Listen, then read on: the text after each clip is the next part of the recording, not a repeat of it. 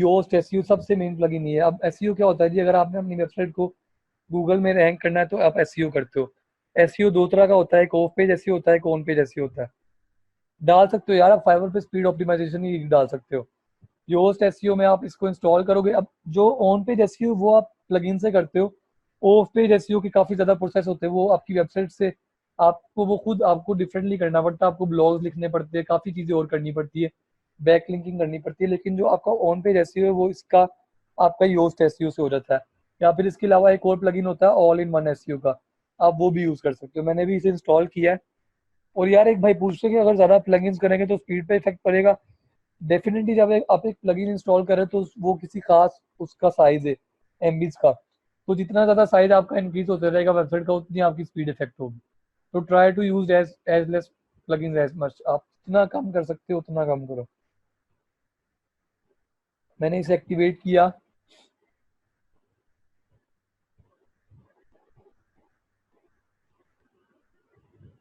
Time ले रहा है यार।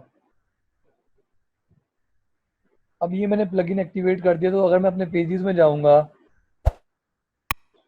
मैं इसे एडिट करता हूँ ब्लॉग पेज को।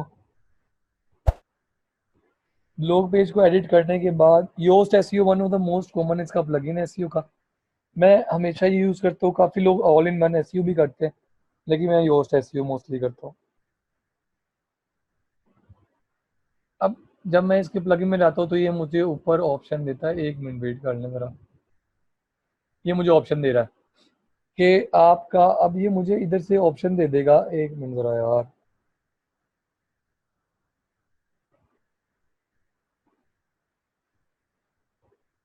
हमारे पास टाइम कितना पड़ा हुआ है?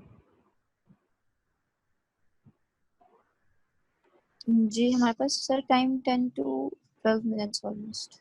चलिए मैं इंशाल्लाह 7 से 8 मिनट वाइंड अप करता हूँ। तो उसके बाद ये रीडेबिलिटी एनालिसिस दे रहा है। उसके अंदर वो मुझे बता रहा है यार ये ऑप्शन इश्यू है, इसको सही कर लो। 0.83% of the sentences contain transition word, तो ट्रांजिशन को चेंज कर लो। काफ़ी दफ़ा उसे यूज़ कर लिया।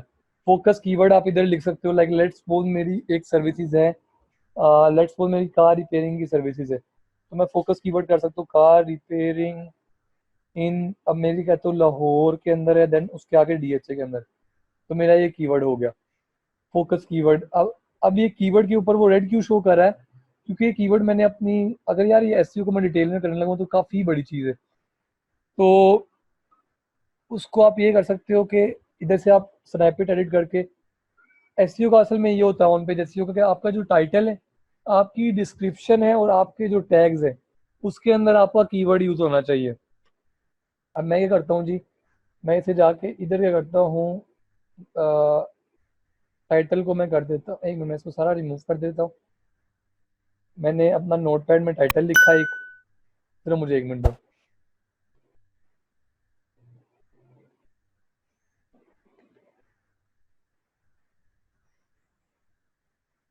इन लाहौर डीएचए, ये मैंने जी अपना टाइटल लिखा, मैं आपके सामने पेस्ट करता हूँ। ये एक टाइटल आ गया। अब इसकी स्ट्रेंथ मुझे बता रही है कि ये, अगर जितना मैं इसको बड़ा करता जाऊंगा उतना स्पेसिफाइड होता जाएगा, तो ये ग्रीन हो जाएगा। जब ग्रीन हो जाएगा तो इसका मतलब है कि मेरा कीवर्ड आराम से रैंक होने के चांसेस है, ये ऑन पेज एसईओ। उसके अलावा आप इधर डिस्क्रिप्शन में अपने कीवर्ड को यूज करते हो, लाइक मैं कहता हूँ, इधर मैं करता हूँ आई एम प्रोवाइडिंग, सॉरी एक minute, I am providing car repairing top services in DHA Lahore from past 10 years। अब मैं इसको कॉपी करके, टाइम नहीं है इतना, तो ब्ला ब्ला ब्ला ब्ला। अब वो एक खास अमाउंट होती है, उससे आप एक्सीड करोगे तो ये ग्रीन हो गया। इसी तरह मैं उसको भी ग्रीन कर सकता हूँ। इस तरह आप स्लग को वैसे आप ऐड नहीं करते हो, अपने कीवर्ड को आप वो यूज़ करते हो जो मोस्टली आप उसके अंदर, क्या कहते हो उसे, टाइटल में यूज़ करते हो। मैं कहता हूँ इसे मैं ये कर देता हूँ, तो छोटा हो गया। तो इस तरह अब ये आपको सारे बता देगा इश्यूज, कि इश्यूज आपको क्या क्या आ रहे हैं। अब ये एसईओ एक टोटली अलग फील्ड है। जिसको एसईओ आती है उसको पता होगा, लेकिन आप इसको टोटली यूट्यूब पे सर्च कर सकते हो ऑन पेज एसईओ, प्लगइन आप ये यूज़ कर सकते हो। लेकिन ऑन पेज एसईओ बड़ी डिटेल्ड फील्ड है, वो एसईओ के कोर्स में आपको बताई जाती है। लेकिन जो आप प्लगइन यूज़ करते हो वो आप पोस्ट एसईओ करते हो। अब काफ़ी ज़्यादा हमने प्लगइन्स कर लिए, उसके अलावा हम क्या कर सकते हैं कि समटाइम्स अगर आप डीवी बिल्डर को किसी दूसरे थीम के अंदर यूज़ करते हो तो क्या होता है कि वो फुल विड्थ में नहीं आता है। लाइक अभी आपके सामने फुल विड्थ में आ रहा है, वो क्या करेगा, वो इतना लाइक समथिंग इतना आ जाएगा, थोड़ा आपका साइड वाला फुल विड्थ नहीं आएगा। तो आप उसके लिए एक प्लगइन यूज़ कर सकते हो, प्लगइन ऐड न्यू करने के बाद ये आपका एक प्लगइन है जी, फुल विड्थ टेम्पलेट। मैंने इसे एंटर किया तो ये आपका फुल विड्थ टेम्पलेट आ गया। ये आप इसे ऐड इंस्टॉल नाउ करोगे। इंस्टॉल नाउ करने के बाद सिर्फ इंस्टॉल हो जाए अल्टीमेट फाइल, बस ये मोस्टली वो प्लगइन मैंने आपको बता दिए हैं जो आप मोस्टली तकरीबन आप यूज़ करते हो।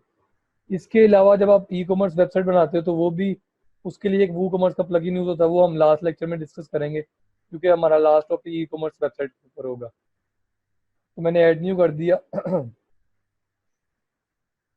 एक्टिवेट किया तो मैं इधर से अपने पेजेस में जाऊंगा।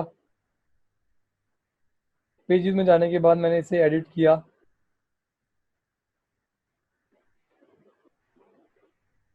तो ये मेरे पास साइड पे ऑप्शन आ गई टेम्पलेट, डिफॉल्ट टेम्पलेट कह रहा है डिफॉल्ट करना है, ब्लैंक पेज करना है, फुल विड्थ करना है। अगर आपका कोई और थीम होगा तो आपका डीवी बिल्डर फुल एक्सटेंड नहीं होगा, उसके लिए आप ये प्लगइन इंस्टॉल करके कर सकते हो full width, full F full width.